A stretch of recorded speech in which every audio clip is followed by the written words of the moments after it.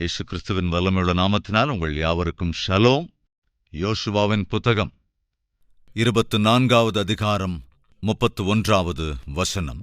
யோசுவா உயிரோடு இருந்த சகல நாட்களிலும் கர்த்தர் இஸ்ரவேலுக்கு செய்த அவருடைய கிரியைகள் யாவற்றையும் அறிந்து யோசுவாவுக்கு பின்பு வெகுநாள் உயிரோடு இருந்த மூப்பருடைய சகல நாட்களிலும் இஸ்ரவேலர் கர்த்தரை சேவித்தார்கள். தொடர்ந்து 15வது வசனம். கர்த்தரை சேவிக்கிறது உங்கள் பார்வைக்கு ஆகாததாய் கண்டால் பின்னை யாரை சேவிப்பீர்கள் என்று இன்று தெரிந்து கொள்ளுங்கள். நதிக்கு அப்புறத்தில் உள்ள உங்கள் பிதாக்கள் சேவித்த தேவர்களை சேவிப்பீர்களோ? நீங்கள் வாசம் பண்ணுகிற தேசத்து குடிகளாகிய எமோரியரின் தேவர்களை சேவிப்பீர்களோ? நானும் என் வீட்டாருமோ கர்த்தரையே சேவிப்போம். நானும் என் வீட்டாருமோவென்றால் கர்த்தரையே சேவிப்போம் என்றான். சரியான முடிவுகள் சரியான நேரத்தில் எப்படி எடுத்துக்கொள்ள வேண்டும்? இது இந்த நாளில் நாம் தியானிக்கிற செய்திக்கு சம்பந்தப்பட்ட டைட்டில். சரியான சமயத்தில் சரியான முடிவை எப்படி எடுத்துக்கொள்வது? ரைட். முதலாவது, ஆண்டவரை சேவிப்பதிலே சரியான முடிவு. யோசுவா மோசே இறந்ததற்குப் பிறகு அற்புதமான தலைவனாக அவன் பொறுப்புகளை நிறைவேற்றினான்.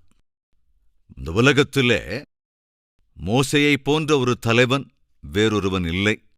அப்பேற்பட்ட ஒரு பெரிய தலைவனிடமிருந்து தேவனுடைய ஜனமென்று அழைக்கப்பட்ட அந்த இஸ்ரவேல் ஜனங்களை வாக்குத்தத்த பூமிக்கு வழிநடத்துவதற்கு தேவனால் தெரிந்து கொள்ளப்பட்ட தலைவன் யோசுவா.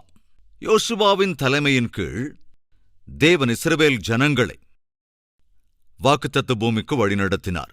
யோசுவாவின் புத்தகம் 3 காரியங்களை சொல்லுகிறது. என்னவென்றால், 1, பிரவேசித்தல். வாக்குத்தத்த பூமிக்குள் பிரவேசித்தார்கள். 2வது, போராட்டங்கள்.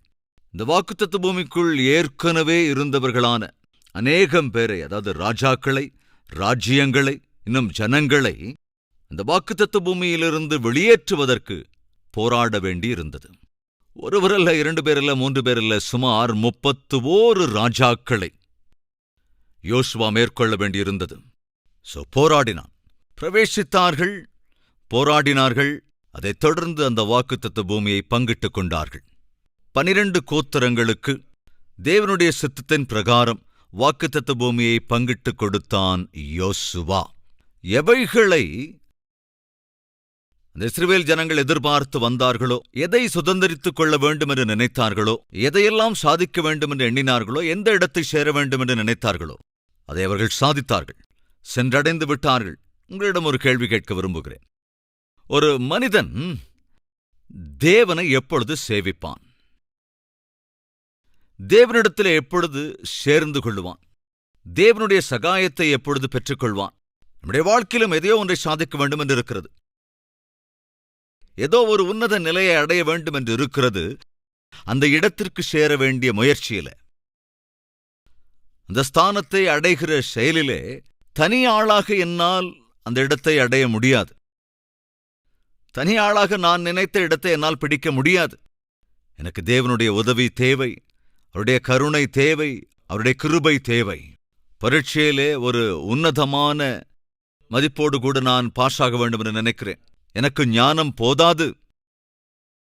வெற்றி அடைய வேண்டுமென்றால் தேவனுடைய சகாயம் தேவை என்று ஒரு ஸ்டூடெண்ட் கட்டாயமாக தேவனை தேடுவதற்கு முயற்சி செய்வான். ஏனென்றால் நல்ல மார்க்குகளோடு பாஸ் ஆக வேண்டும் என்று நினைக்கிறான்.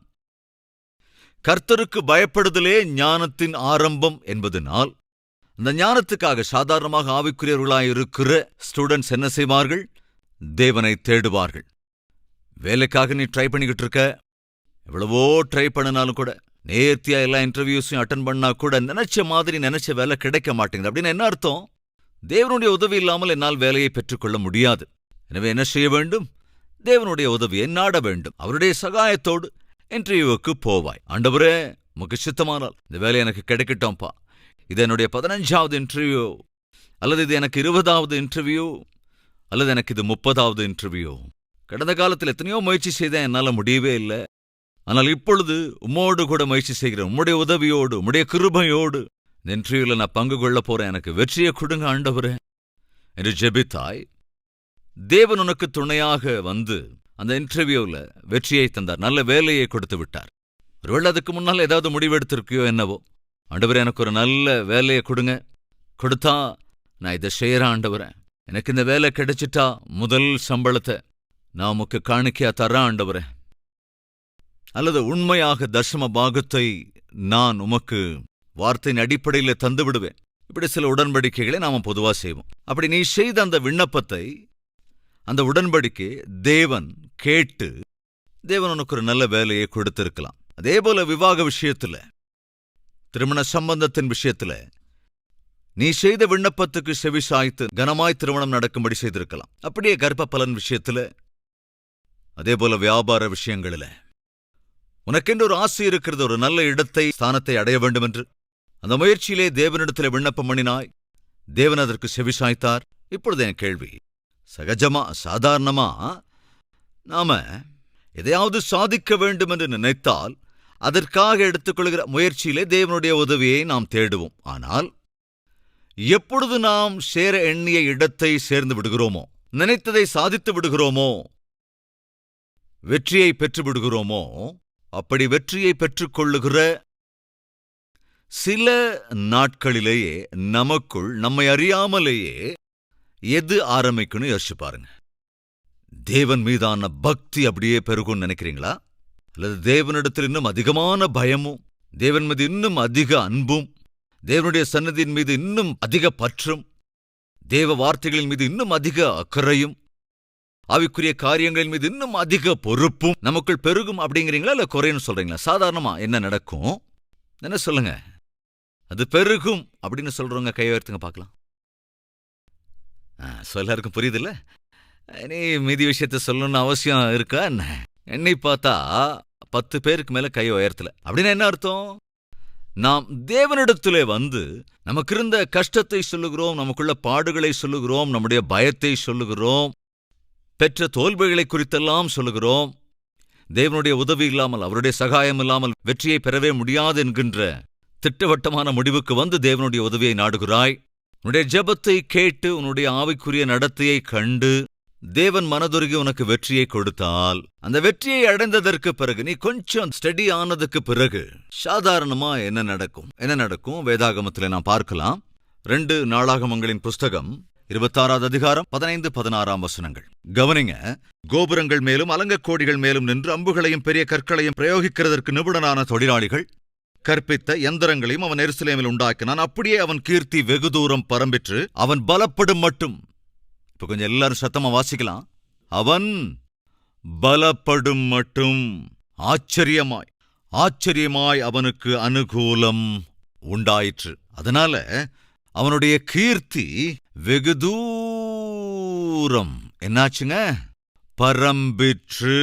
அவன் பலப்படும் மட்டும் ஆச்சரியமாய் அவனுக்கு அனுகூலத்தை தேவன் அருளினார். உசியா என்கிற ராஜா, உன்னுடைய ராஜ்யம் பலப்படும் மட்டும் தேவன் அவனுக்கு உதவி செய்து கொண்டே இருந்தார். 4வது வசனம், அவன் தன் தகப்பனாகிய அமத்சியா செய்தபடியெல்லாம் கர்த்தரின் பார்வைக்கு செம்மையானதை செய்தான். தேவனுடைய தரிசனங்களில் புத்திமானாயிருந்த சகரியாவின் நாட்களிலே தேவனை தேட அவன் மனதாயிருந்தான். அவன் கர்த்தரை தேடின நாட்களில் தேவன் அவனுடைய காரியங்களை வாய்க்கச் செய்தார். உங்கள் எத்தனை பேர் முன்னேற வேண்டும்? உங்களுடைய பணியில, உங்களுடைய உத்தியோகத்தில், உங்க வியாபாரத்தில், அதேபோல உங்க குடும்பத்தில், நீங்கள் செய்கிற பிரயாசங்களில் முன்னேற வேண்டும் என்று ஆசைப்படுவோர் ஒரு தடவை கொஞ்சம் கையெழுத்து காட்டுறீங்களா? ஏஸ், நீங்க எல்லோருமே ஆசையோடு இருக்கிறீர்கள். என் வாழ்க்கை முன்னேற வேண்டும் என்று, என் குடும்பம் முன்னேற வேண்டும், என் பிள்ளைகள் முன்னேற வேண்டும், உத்தியோகத்தில், படிப்புல, வியாபாரத்தில், வளர்ச்சியில, விவசாயத்தில், அதே போல வைத்தியத்தில் முன்னேற வேண்டும். எஸ் என்றால் ஃபார்முலா இஸ் வெரி கிளியர். முன்னேறுவதற்கு தெளிவான ஃபார்முலா அதென்னவென்றால், கர்த்தரை அவன் தேடின நாட்களெல்லாம் தேவன் அவன் காரியங்களை வாய்க்கச் செய்தார். சோ தேவனை தேடுங்கள். உலகத்தை இல்ல, மோசத்தை அல்ல, அநியாயத்தை அல்ல, அக்கிரமங்களை அல்ல. தேவனை தேடு. உன் உத்தியோக சம்பாத்தியங்கள்ல, வியாபார லாபங்கள்ல, உன்னுடைய ஆஸ்தி அந்தஸ்துல, உன் படிப்புல, கல்வியில, உன் குடும்ப காரியங்கள்ல நீ தேவனை தேடு. தேவனுடைய சன்னதிக்கு வா, அவருடைய உதவியை பெற்றுக்கொள். எவ்வளவு அற்புதமான வார்த்தை பாருங்க. பலப்படும் மட்டும், அவன் பலப்படும் மட்டும். ஆச்சரியமான அனுகூலம் உசியாவுக்கு கிடைத்தது. அது ஆச்சரியமான உதவி எங்கிருந்துங்க உசியாவுக்கு கிடைச்சது? தேவனிடத்திலிருந்து. இன்னும் ஒரு வசனத்தை கூட நான் காண்பிக்க வேண்டும் என்று ஆசைப்படுகிறேன். அது 2 நாளாகமத்தின் புத்தகம் 20வது அதிகாரம் 20வது வசனம். அவர்கள் அதிகாலமே எழுந்திருந்து தெக்கோவாவின் வனாந்தரத்திற்கு போக புறப்பட்டார்கள். புறப்படுகையில் யோசபாத் நின்று, யூதாவே, எருசலேமின் குடிகளே, கேளுங்கள், கர்த்தரை நம்புங்கள், கர்த்தரை நம்புங்கள், அப்பொழுது நிலைப்படுவீர்கள். நிலைப்படுவீர்கள். தேவனாகிய கர்த்தரை நம்புங்கள், அப்பொழுது நீங்கள் நிலைப்படுவீர்கள், பலப்படுவீர்கள்.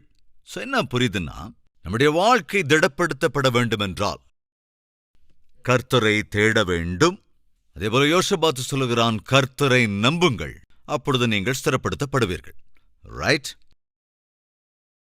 உசியா கர்த்தரை தேடினான். தேவன் அவனை ஸ்திரப்படுத்தினார். ஆச்சரியமான அனுகூலங்களை அவனுக்காக செய்தார்.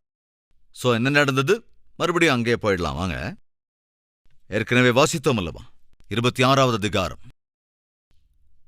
அவன் பலப்படும் மட்டும் ஆச்சரியமாய் அவனுக்கு அனுகூலம் உண்டாயிற்று. அதனால் என்னாச்சு? ஏற்கனவே பார்க்கிறோம். அவனுடைய கீர்த்தி வெகு தூரம் பரம்பிற்று. அதைத் தொடர்ந்து அவன் பலப்பட்ட போது தனக்கு கேடுண்டாகும் மட்டும் மேட்டிமையாகி. பயங்கரங்க. பைபிள் என்ன இருக்குங்க?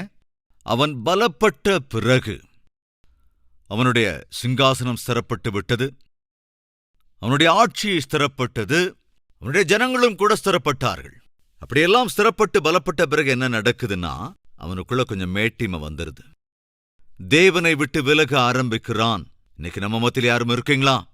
பிரதர், வேலை கிடைக்கிறதுக்கு முன்னால நல்ல ஆவிக்குரியவனா தான் இருந்தேன், திருமணத்துக்கு முன்னால நல்ல ஆவிக்குரியவளாதான் இருந்தேன், பிள்ளை பிறப்பதற்கு முன்பு நல்ல ஆவிக்குரியவளாத்தான் இருந்தேன், ப்ரமோஷன் கிடைக்கிறதுக்கு முன்னால ரொம்ப ஆவிக்குரியபடி இருந்தேன்,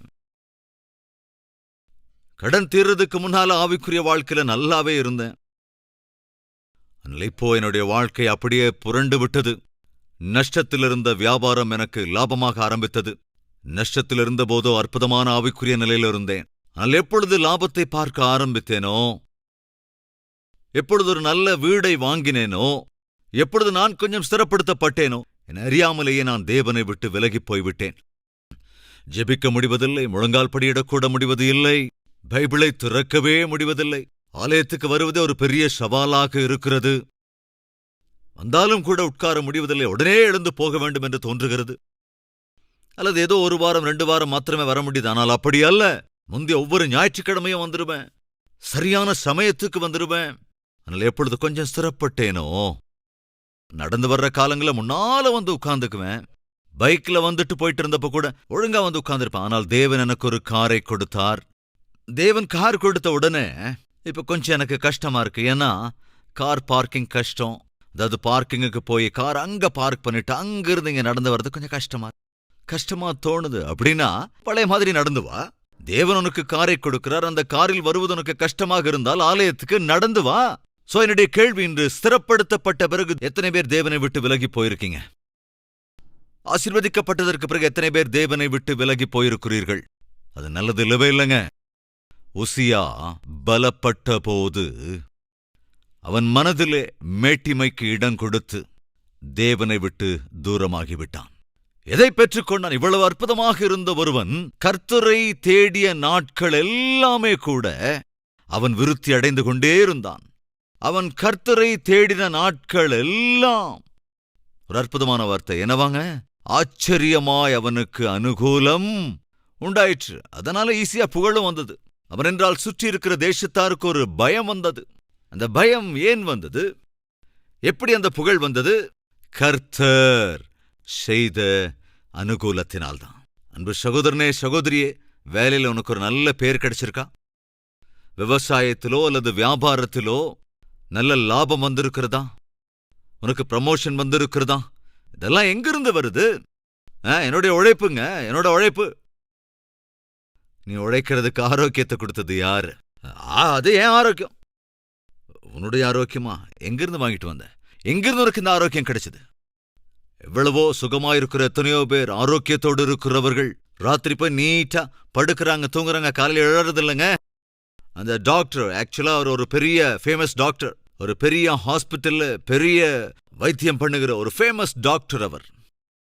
அன்னைக்கு ஒரு 2-3 ஆபரேஷன்ஸ் அவருக்கு இருந்தது. திரும்ப வீட்டுக்கு வந்து மனைவி இடத்துல சொன்னார், இன்னைக்கு நிறைய ஆபரேஷன்ஸ் இருந்ததுமா, எனக்கு ரொம்ப ஸ்ட்ரெஸ்ஃபுல்லா இருக்கு, ஒரு மாதிரி ஸ்ட்ரெஸ்ஸா நான் ஃபீல் பண்றேன். ஸோ டோன்ட் டிஸ்டர்ப் மீ, கொஞ்ச நேரம் நான் தூங்குறேன், என்ன தொந்தரவு பண்ணாதீங்க. 35 வயது தாங்க அவருக்கு. தன்னுடைய ரூம்ல போய் நிம்மதியா படுத்து தூங்குறாரு. ஐயோ, அவரு சாப்பிடாம கொள்ளாம போய் படுத்துக்கிட்டாரே அப்படின்னு ஒரு 4-5 ஹவர்ஸ் அவர் தூங்குனதுக்கு அப்புறம் அவருடைய மனைவி போய் அவர் எழுப்ப முயற்சி செஞ்சாங்க. அப்படி எழுப்ப முயற்சி செஞ்சா அவருடைய கை மேல தன் கையை வச்சு தட்டி எழுப்ப முயற்சி செஞ்ச போது அவருடைய அந்த சரீரம் ஐஸ் மாதிரி இருந்ததுங்க. சில்லுன்னு இருந்தது. நடுங்கி போயிட்டாங்க. பக்கத்து வீட்டுக்காரங்களை உடனே கூப்பிட்டாங்க. என் ஹஸ்பண்ட் எந்த அசைவம் இல்லாம சரீரமெல்லாம் சில்லுனாகி படுத்து கிடக்கிறாரு. உடனே ஹாஸ்பிட்டலுக்கு போனப்போ அவங்க அங்க என்ன சொன்னாங்கன்னா, இறந்து போன பாடியை தான் கொண்டு வந்திருக்கீங்க. வீட்டுக்கு வந்தப்போ நல்லா தானே, கொஞ்சம் ஆரோக்கியமா தான் நாங்க இருந்தாரு, கொஞ்சம் ரெஸ்ட் எடுத்துக்கிறேன்னு சொன்னாரு. எந்த வியாதியும் அவருக்கு இல்ல. பேரும் புகழும் பெற்ற ஒரு மருத்துவர். ஆபரேஷன் செய்து அவங்க உயிரை இவங்க உயிரை காப்பாற்றணும்னு தன்னாலான முயற்சிகளை செய்துவிட்டு வீட்டுக்கு வந்தார். கொஞ்சம் ஓய்வெடுத்தார். அதன் பின்பு எழவில்லை. 5 மணி நேரத்துக்கு அப்புறம் எழலைங்க. என்னோட ஆரோக்கியம், நான் நல்லாதான் இருக்கிறேன். தேவன் கொடுத்திருக்கிற கிருபை, அது தேவன் உனக்கு அருளியிருக்கிற சகாயம். நான் உழைக்கிறேன், நான் கடினமா உழைக்கிறேன், நான் சாதிச்சிருக்கேன். பிரயாசப்படுவதற்கு, கடினமா உழைப்பதற்கு அந்த பலனை கொடுத்தது யார்? தேவன் கொடுத்ததால் தான் சாத்தியமாயிருக்கு. நீ பெருமைப்படாத. என்று உன்னிடம் எவைகள் இருந்தாலும் சரி, அவைகள் தேவன் உனக்கு கொடுத்ததால் தான் நீ பெற்றுக் கொண்டிருக்கிறாய். உன்னை விட கஷ்டப்படுறவங்க, உழைக்கிறவங்க நிறைய பேர் இருக்காங்க. உன்னை விட பிரயாசப்படுவோர் நிறைய பேர் இருக்கிறாங்க. ஆனாலுமே அவர்கள் வாழ்க்கையில் இன்று அவர்கள் பலப்படவில்லை. ஆனாலும் இன்று அவர்களின் வாழ்க்கை ஒரு நிலைக்கு வந்து சேரவில்லை. என்னுடைய உழைப்பு, என்னுடைய பிரயாசம், நான் சாதிச்சிருக்கேன் என்று மேட்டிமை ஆகாத இந்த உசியா மேட்டிமைக்கு இடம் கொடுத்து விட்டான். அந்த மேட்டிமை என்ன செய்தது கவனிங்க, அவனை ஒரு குஷ்டரோகியாய் மாற்றிவிட்டது. வாசிக்கலாம் வாங்க. 19வது வசனம். அப்பொழுது உசியா கோபம் கொண்டான். அவன் தூப கலசத்தை தன் கையிலே பிடித்து ஆசாரியரோடே கோபமாய் பேசுகிற போது எந்த அளவுக்கு அவனுக்குள்ள மேட்டிமை வந்துருச்சு. தேவனை, தேவனுடைய சந்நிதியை அலட்சியம் பண்ண ஆரம்பிக்கிறான். ஆசாரியர்களையும் அவன் அசட்டை செய்தான். ஆசாரியரின் பேச்சுக்கு அவன் கட்டுப்படவில்லை. ஆசாரியரின் வார்த்தைன்னு என்னங்க? தேவனுடைய வார்த்தை தானே. உசியாவனுடைய பெருமை எந்த அளவுக்கு போயிடுச்சுன்னா, தேவனையும் கண்டுகொள்ளவில்லை, தேவனுடைய வார்த்தையையும் கண்டுகொள்ளவில்லை. இஷ்டம் போல நடந்து கொள்ள ஆரம்பிக்கிறான். என்ன நடந்தது? ஆசாரியருக்கு முன்பாக கர்த்தருடைய ஆலயத்திலே தூபபீடத்தின் முன்னிருக்கிற அவனுடைய நெற்றியிலே குஷ்டரோகம் தோன்றிற்று. பிரதான ஆசாரியனாகிய அசரியாவும் சகல ஆசாரியரும் அவனை பார்க்கும்போது, இதோ அவன் தன் நெற்றியிலே குஷ்டரோகம் பிடித்தவன் என்று கண்டு அவனை தீவிரமாய் அங்கே இருந்து அவனை வெளிப்பட பண்ணினார்கள். கர்த்தர் தன்னை அடித்ததினால் அவன் தானும் வெளியே போக தீவிரப்பட்டான். ராஜாவின் உசியா தன் மரண நாள் மட்டும் குஷ்டரோகியாய் இருந்தான். என்னங்க இது? என்னது? தேசத்தை அற்புதமாக ஆளுகை செய்து ஆச்சரியமாய் தேவனுடைய அனுகூலத்தை பெற்றுக் கொண்டிருந்து ஸ்திரப்பட்டிருந்த உசியா இப்ப குஷ்டரோகியா படுக்கையில படுத்து கிடக்கிறாங்க. ஏன் இந்த நிலை? ஏன் இந்த நிலைமை வந்தது? கர்ப்பத்தினாலே. எப்போங்க? பலப்பட்டதற்கு பிறகு. சபையே, கிறிஸ்தவ சமுதாயமே, தேவன் நம்மை உயர்த்துகிற போது, தேவன் நம்மை ஆசீர்வதிக்கும் போது, தயவு செய்து கர்ப்பத்தை உங்களுடைய எல்லைக்குள்ள வரவிட்டுடாதீங்க. தேவனை எந்த சூழலிலும் விட்டு விலக முயற்சிக்காதீங்க. நீ எந்த நிமிடத்தில் தேவனை விட்டு விலக நினைக்கிறாயோ, அந்த க்ஷணத்திலே சாத்தான் வந்து திடீரென்று உன் வாழ்க்கையின் மீது தாக்குதல் தொடுப்பான். இந்த விஷயத்தை மறந்துடாதீங்க. ஒருவன் அன்று எருசலேமிலிருந்து எரிகோ பட்டணத்துக்கு துணிந்து போய்கொண்டிருக்கையில் திடீரென்று கள்ளர் வந்து என்ன செய்தார்கள்? அவனை பிடித்து அடித்து அவனுடைய எல்லாவற்றையும் அபகரித்து அப்படியே காயத்தோடு கூட விட்டுவிட்டு குற்றுயிரும் குலையுயிருமாய் விட்டுவிட்டு போய்விட்டார்கள். தன் எருசலேமிலிருந்து போகும்போது நல்லா இருந்தவன், ரொம்ப ஆரோக்கியமா இருந்தவன், சுறுசுறுப்பா இருந்தவன். ஆனா போனது எங்க? எரிகோவை நோக்கி. அப்ப என்ன நடந்தது? போகும்படியில் கள்ளர் கையில் அகப்பட்டான். நண்பு சகோதரனே, சகோதரி, தேவனை விட்டு தேவனுடைய சன்னதியிலிருந்து நீ விலகிப் போக முயற்சி செய்யாத. ஏனென்றால் உனக்கு தெரியாமலேயே நீ போகின்ற வழியில் சத்துரு மறைந்திருக்கிறான். என்று தேவனை விட்டு விலகிப் போக வேண்டும் என்று நீ முடிவெடுத்துக் கொண்டு எப்பொழுது தேவ சன்னதியிலிருந்து விலகிப் போக வேண்டும் என்று நீ முயற்சி செய்கிறாயோ, அப்பொழுது அந்த வழியில் உன்னை அறியாமலேயே உன்னுடைய வாழ்க்கையை, இன்னும் உன்னுடைய வாழ்க்கையில் உள்ள எல்லாவற்றையும் நாசம் பண்ணுவதற்கு சத்துருக்களை சாத்தான் மறைத்து வைத்திருக்கிறான். இந்த விஷயத்தை மறக்க வேண்டாம் என்ற ஆண்டவர் நாமத்தில் கேட்டுக்கொள்ளுகின்றேன். ஸ்திரப்பட்ட பிறகு அவன் தேவனை விட்டு விலகிவிட்டான். அதன் விளைவாய் குஷ்டரோகத்துக்கு ஆளாகிவிட்டான். அன்பு சகோதர சகோதரிகளே, நாம் ஜெபித்து விண்ணப்பம் பண்ணுகிற போது, தேவ இரக்கத்தை கேட்கிற போது, ஆண்டவரே ஆசீர்வதிங்க, ஆண்டவரே எனக்கு இறங்குங்க, ஆண்டவரே எனக்கு ஒரு நல்ல வேலையை அருளி செய்யுங்க, ஆண்டவரே எனக்கு ஆரோக்கியத்தை கொடுங்க, ஆண்டவரே என்னுடைய பொருளாதார நிலைமையை உயர்த்துங்க என்று ஜெபித்து விண்ணப்பிக்கும் போது தேவன் என்ன செய்கிறார்? உன் விண்ணப்பத்தை கட்டாயமாக கேட்டு உனக்கு பதில் தருவார், சமாதானத்தை தருவார். ஆனால் நீ தேவனுக்கு ஒரு வாக்கு கொடுப்பாயா? எனக்கு ஒரு நல்ல வேலையை கொடுங்க, எப்பேற்பட்ட நல்ல வேலையா இருந்தாலும் நான் உம்மை விட்டு விலகவே மாட்டேன். எனக்கு ஒரு நல்ல ப்ரமோஷனை கொடுங்க ஆண்டவரே, இந்த ப்ரமோஷன் எனக்கு வந்தாலும் சரி, நான் உம்மை விட்டு விலகவே மாட்டேன். என் வாழ்க்கையில வெற்றியை அருளிச் செய்யுங்க ஆண்டவரே, அப்படி நான் வெற்றியை சாதிக்கிற போதும் நான் உம்மை விட்டு விலகவே மாட்டேன் என்று வாக்கு கொடுத்தீங்களா? வாக்கு கொடுக்க முடிந்திருக்கிறதா? கொஞ்சம் யோசிச்சு பாருங்க. இன்று ஒரு தீர்மானம் எடுக்கலாம். ஆண்டவரே, நீர் என்னை எவ்வளவு உயர்த்தினாலும் நான் உம்மை விட்டு விலகவே மாட்டேன். உம்முடைய சந்நிதியை அலட்சியம் செய்ய மாட்டேன். உம்முடைய சாட்சியாக நான் வாழ்வேன். உம்முடைய சந்நிதிக்கு நான் ஓடோடி வருவேன் ஆண்டவரே. அவைக்குரியவைகளை அலட்சியம் செய்ய மாட்டேன். நீரே எனக்கு வேண்டும் ஆண்டவரே என்று சொல்வோர் இருந்தால் உங்கள் கரங்களை ஆண்டவருக்கு உயர்த்தி காண்பிக்கிறீர்களா?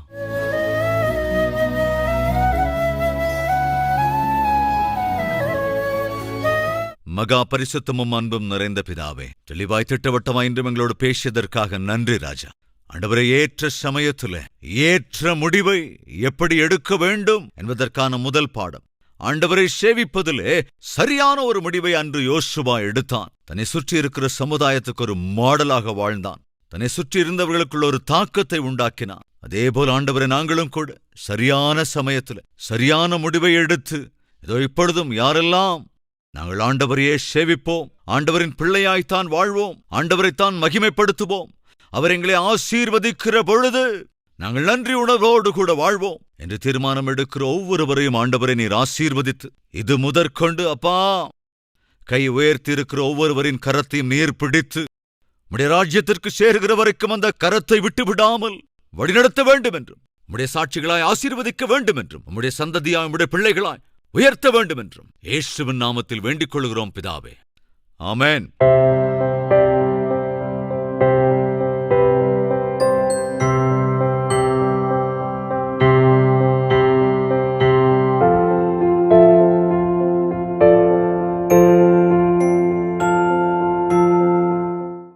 எங்கள் முகவரி: கல்வரி, தபால் பெட்டி எண் 30, குக்கட்பள்ளி, ஹைதராபாத் 72.